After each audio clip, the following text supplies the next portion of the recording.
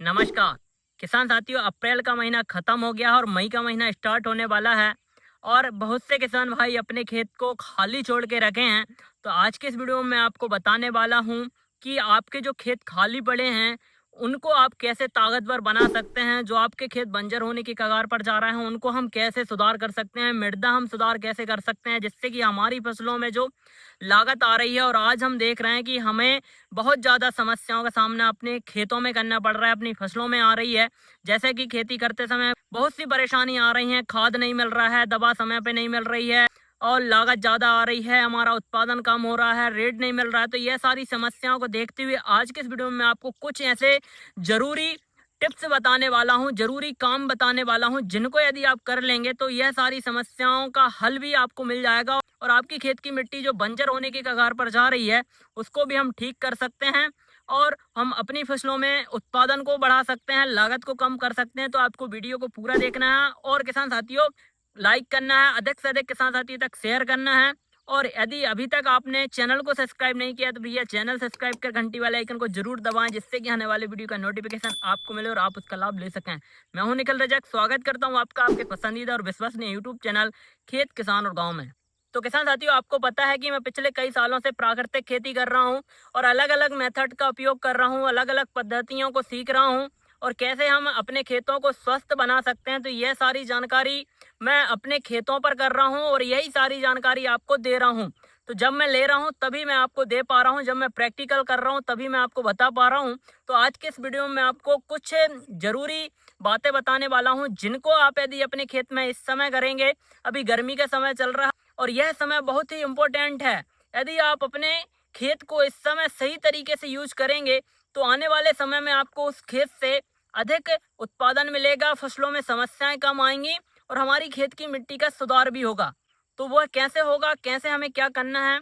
तो किसान साथियों सबसे पहले तो आप अपनी खेत की मिट्टी की जांच जरूर कराएं, क्योंकि अभी समय है, अभी हमारे खेत खाली पड़े हैं। अधिकतर खेत जो हैं वो किसान भाइयों के खाली हैं।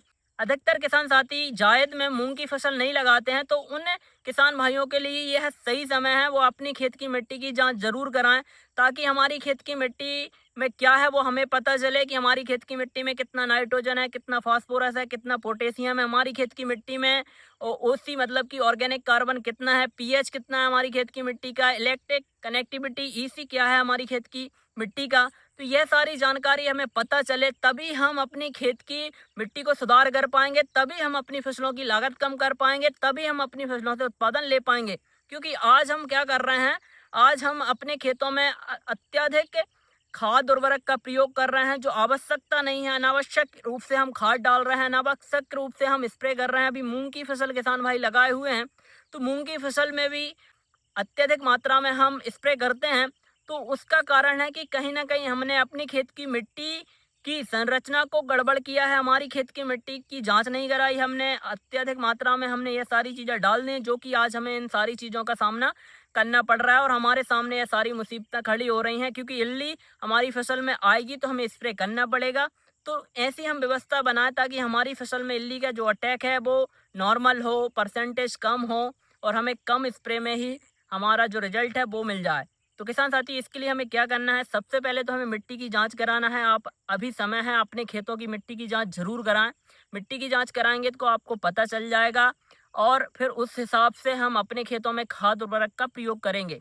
दूसरा काम हमें क्या करना है किसान साथी, यदि आपकी खेत की मिट्टी ज़्यादा हार्ड हो गई है, ज़्यादा ही आपकी खेत की मिट्टी में ढीले बन रहे हैं या ज़्यादा समस्या आ रही है, फंगस ज़्यादा आ रहा है, जड़ अच्छे से ग्रोथ नहीं कर रही फसलों की, पानी भराव की समस्या बन रही है, तो ऐसे में आप अपने खेत में सब सॉइलर चलाएं। सब सॉइलर क्या करेगा, यह खेत की मिट्टी को अंदर से फाड़ देता है और चीकड़ जो बन जाता है, हम अपने खेत में जो जुताई करते हैं, रोटर चलाते हैं, गीले में जुताई कर देते हैं, उससे चीकड़ बनता है, जिससे कि जल भराव की समस्या होती है। रोम छिद्र नहीं खुल रहे थे मिट्टी के, जिससे कि हमारी फसलों में हमें पानी अधिक देना पड़ता है, वापसा अच्छे से नहीं बनता हमारे खेत में। तो बहुत सी समस्याएं होती हैं। तो आप सब सॉइलर चलाएंगे अभी गर्मी के सीजन में तो मिट्टी अच्छे से नीचे तक तप जाएगी और उससे जैसे ही बरसात होगी तो हमारी खेत की मिट्टी में वापसा बनेगा, रोम छिद्र खुलेंगे और बहुत से बेनिफिट हमें देखने को मिलेंगे। तीसरा काम आप ये करें कि आप अपनी खेत की मिट्टी में एनर्जी को भी ठीक करें। एनर्जी के लिए आप अग्निहोत्र भस्म का उपयोग करें। अग्निहोत्र भस्म से जो ऊर्जा जल बनता है, जो ताराचंद देल जी गुरुजी हैं हमारे, उन्हीं ने हमको यह ज्ञान दिया है। तो उससे आप मिट्टी को एक सैनिटाइज कराएं, क्योंकि यदि जब तक आप मिट्टी को सैनिटाइज नहीं करेंगे तब तक हमें यह समस्या आती रहेंगी। तो हमें एनर्जी साइंस मतलब कि ऊर्जा विज्ञान को भी अडॉप्ट करना है, अपनी खेती में उसको लगाना है। तो आप अग्निहोत्र करें, अग्निहोत्र की भस्म का उपयोग आप अपनी खेतों में करें, जिससे कि हमारी खेत की मिट्टी को एक्टिव चारकोल मिले और हमारी खेत की मिट्टी में जो नेगेटिव ऊर्जा है वो भी ठीक हो। तो यह काम भी आपको करना है। चौथा काम है मिट्टी सुधार के लिए, वो है काम है हरी खाद का। किसान साथियों, अभी आप अपने खेतों में हरी खाद को लगाकर भी मिट्टी सुधार कर सकते हैं। हरी खाद क्या करता है, यह हमारी मिट्टी में नाइट्रोजन का फिक्सेशन करता है। जो हम यूरिया खाद के पीछे पड़े रहते हैं, लाइनों में लगे रहते हैं, उस लाइन में यदि हमें खड़ा नहीं होना है तो हमें अपने खेत में हरी खाद लगाना है। हरी खाद में आप बहुत सी चीज़ें लगा सकते हैं, जैसे कि सन लगा सकते हैं, ढैचा लगा सकते हैं, तिल लगा सकते हैं, मूंग की भी हरी खाद कर सकते हैं, उड़द की हरी खाद कर सकते हैं। तो बहुत से ऑप्शन है हरी खाद के लिए। तो अभी आप अपने खेतों में हरी खाद को लगा लें।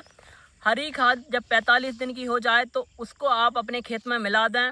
मल्चर से आप उसको मिला सकते हैं, रोटर से मिला सकते हैं, किसी भी तरीके से आप उसको अपने खेत में मिला दें और यह 20 से 25 दिन में डिकम्पोज हो जाती है। और जब आप इसमें दूसरी फसल लगाएंगे तो आपको यह नाइट्रोजन भी देगी।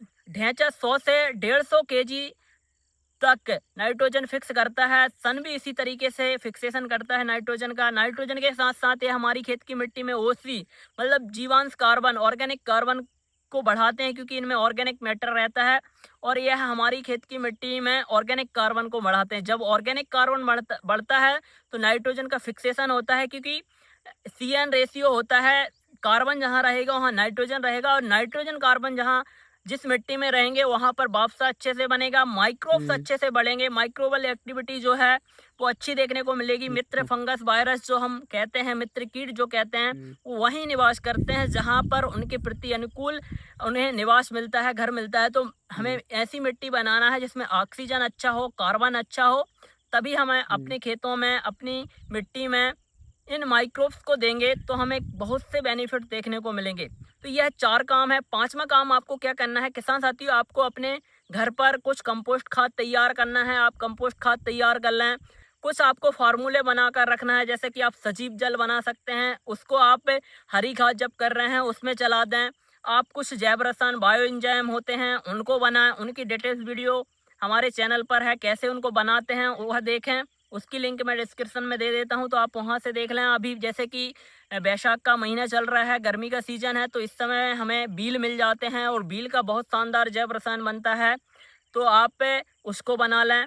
वह भी काफ़ी फ़ायदेमंद होता है। जब हमारी खेत की मिट्टी का पीएच जहाँ पर ज़्यादा होता है, जहाँ पर हमारी खेत की मिट्टी क्षारीय हो जाती है, तो उस खेत की मिट्टी को यदि हमें पीएच को ठीक करना है, संतुलन में लाना है, तो आप वहाँ पर जैव रसायन का प्रयोग करेंगे तो निश्चित ही आपकी खेत की मिट्टी का जो पीएच है वो कंट्रोल हो जाएगा। और तो किसान साथियों, हमें यह 4 कार्य तो करना है, इसी के साथ में हमें और भी कुछ कार्य करना है। यदि आप अपनी खेत की मिट्टी को स्वस्थ करना चाहते हैं, आपकी खेत की मिट्टी जो हार्ड हो गई है उसको मुलायम करना चाहते हैं, अपनी फसलों में जो लागत ज़्यादा आ रही है उसको कम करना चाहते हैं, फसलों का उत्पादन बढ़ाना चाहते हैं और यूरिया DAP की लाइन में लगना नहीं चाहते हैं, तो किसान साथियों आप यह काम ज़रूर करें। अभी आप अपने खेतों की गहरी जुताई करा दें। गहरी जुताई कराने से हमें बहुत से फ़ायदे होते हैं, जैसे कि पहला फ़ायदा होता है कि हमारी खेत की मिट्टी में जो अनावश्यक खरपतवार के बीज होते हैं वह कड़ी धूप में आके डिस्ट्रॉय हो जाते हैं और उगने की जो क्षमता होती है, उनके अंकुरण की जो क्षमता होती है वो डाउन हो जाती है और वह बहुत कम मात्रा में उगते हैं। दूसरा फ़ायदा हमें ये होता है कि हमारी खेत की मिट्टी में जो हानिकारक फंगस होता है उसकी जो कॉलोनियाँ होती हैं, उसके जो प्यूपिया होते हैं वो भी धूप में ख़त्म हो जाते हैं और उससे भी हमारी खेत की मिट्टी में फ़ायदा होता है। किसान साथियों, तीसरा फ़ायदा हमें गहरी जुताई से होता है कि हमारी खेत की मिट्टी में जब धूप लग जाती है और जब बारिश होती है तो उसमें वापसा की जो कंडीशन है वो बन जाती है और रोम छिद्र खुल जाते हैं, जिससे कि हमारी खेत की मिट्टी में जब पानी अच्छे से पकड़ने की क्षमता बढ़ जाती है और जब हम उस खेत में फसल लगाते हैं तो फसल की ग्रोथ अच्छे से देखने को मिलती है। तो यह 3 कार्य तो हमें मिल जाते हैं और अभी आप अपने खेतों में गहरी जुताई करके फ़ायदा ले सकते हैं, क्योंकि अभी हमारी खेत की मिट्टी में यदि माइक्रोब्स की बात करें तो बहुत कम मात्रा में माइक्रोब्स की संख्या है और कुछ जो माइक्रोब्स हैं वो डॉर्मेंसी की स्टेज में है। तो अभी यदि हम गहरी जुताई कराएंगे तो हमें कुछ भी लॉस नहीं है, क्योंकि अभी हम बहुत कुछ खो चुके हैं। यदि हमको फिर से वापस से अपने खेत को एक अच्छा खेत बनाना है, एक पावरफुल खेत बनाना है, उपजाऊ खेत बनाना है, तो यह कार्य करना पड़ेगा। तो अभी आप यह काम भी कर लें। बहुत से किसान भाइयों के कमेंट्स आते हैं कि भाई हम गहरी जुताई करेंगे तो हमारी खेत के जो माइक्रोब्स हैं वो कहाँ जाएंगे, वो नहीं मरेंगे क्या, उनको हानि नहीं होगी क्या। तो साथियों, अभी हमारी खेत की मिट्टी में इतने मात्रा में माइक्रोब्स नहीं हैं, और इसी के कारण हमें अपनी खेत की फसलों में इसी के कारण हमारी फसलों में ये सारी समस्याएं आ रही हैं। तो अभी आप निश्चिंत होके, निसंकोच होके गहरी जुताई करें। गहरी जुताई करने के बाद में जैसे ही आप अपने खेतों में हरी खाद करेंगे, माइक्रोब्स बढ़ाने के लिए मित्र जीवाणुओं का प्रयोग करेंगे, कल्चर्स का उपयोग करेंगे, एनपीके कंसोर्टिया है या जो हमारे मित्र माइक्रोब्स के जो कल्चर्स आते हैं, बहुत से कल्चर्स मार्केट में हैं, अच्छे अच्छे कल्चर्स हैं। और एक ही उत्पाद में 30 तरीके के माइक्रोब्स हैं। मिट्टी रस जो कि काफ़ी शानदार प्रोडक्ट है। आप इसको एक बार अपने खेत में चला दें, और 1 से 2 बार यदि आप अपने खेत में इसको चला देंगे तो आपके खेत की मिट्टी में सभी तरह के जो माइक्रोब्स हैं उनकी जो कॉलोनियाँ हैं वो डेवलप हो जाएंगी, और आपको बार बार कल्चर देने की ज़रूरत नहीं पड़ेगी। तो ऐसे प्रयोग आप कर सकते हैं। तो यह कार्य आप ज़रूर करें। अब बात आती है कि हम और कैसे अपनी खेत की मिट्टी को उपजाऊ बना सकते हैं। तो उसके बाद में आपको करना है, अपने खेत में माइक्रोब्स को देना है, सूक्ष्म जीवाणुओं को देना है। जब आप सूक्ष्म जीवाणुओं को देंगे तो निश्चित ही आपको अच्छे रिजल्ट देखने को मिलेंगे। आपकी फसलों में जो कीटों का अटैक है वो बहुत कम देखने को मिलेगा। फसलें अच्छे से ग्रोथ करेंगी, जड़ों का विकास अच्छे से होगा। तो बहुत से बेनिफिट्स आपको देखने को मिलेंगे। यदि आप यह 5 कार्य कर लेते हैं तो किसान साथियों, आप अपनी खेत की मिट्टी को बहुत जल्दी उपजाऊ बना लेंगे और बहुत ज़्यादा पावरफुल बना लेंगे। खेती बाड़ी से जुड़ी हुई जानकारी यदि आपको चाहिए है, और किसान साथियों, यह सारी जानकारी मैं आपको ऐसे ही नहीं बता रहा हूँ, मैंने इस पर काम किया है, अपने खेत को मैंने उपजाऊ बनाया है। मैं पिछले 3 साल से ऑर्गेनिक खेती पर काम कर रहा हूँ, तो उसी के अनुसार मैं आपको यह जानकारी दे रहा हूँ। तो आप निसंकोच होकर यह कार्य करें। निश्चित ही आपकी खेत की मिट्टी पावरफुल होगी, शक्तिशाली होगी, बलवान होगी और उपजाऊ होगी। और जो 50 साल पहले हमारे पूर्वज, हमारे दादाजी, हमारे परदादा खेती करते थे, बिना स्प्रे पंप टांग के फसलें लाते थे, उत्पादन लेते थे, और उनका जो स्वाद रहता था, जो टेस्ट रहता था, वो हम लोग सब खाते थे। उनका जो स्वाद रहता था, वो टेस्ट रहता था, वो अद्भुत रहता था। और आज हम जो केमिकल का उपयोग कर रहे हैं, अपनी खेत की मिट्टी को बंजर की तरफ ले जा रहे हैं, लागत लगा रहे हैं, और जो फूड हम खा रहे हैं वो भी कहीं ना कहीं हानिकारक है। तो साथियों, हमें अपनी दिशा को चेंज करना है। जब हम दिशा चेंज करेंगे तो निश्चित ही हमारी दशा भी सुधर जाएगी। वीडियो में दी गई जानकारी यदि आपको अच्छी लगी हो, वीडियो पसंद आए तो वीडियो को लाइक करें, अधिक से अधिक किसान साथियों तक शेयर करें, कमेंट करके बताएं वीडियो कैसा लगा। और अभी तक आपने चैनल को सब्सक्राइब नहीं किया तो भैया चैनल सब्सक्राइब करें। खेती-बाड़ी से जुड़ी हुई जानकारी आपको मिलती रहेगी और आप उसका लाभ लेते रहें। धन्यवाद। मिलते हैं नई वीडियो में नई जानकारी के साथ। जब तक के लिए जय जवान जय किसान।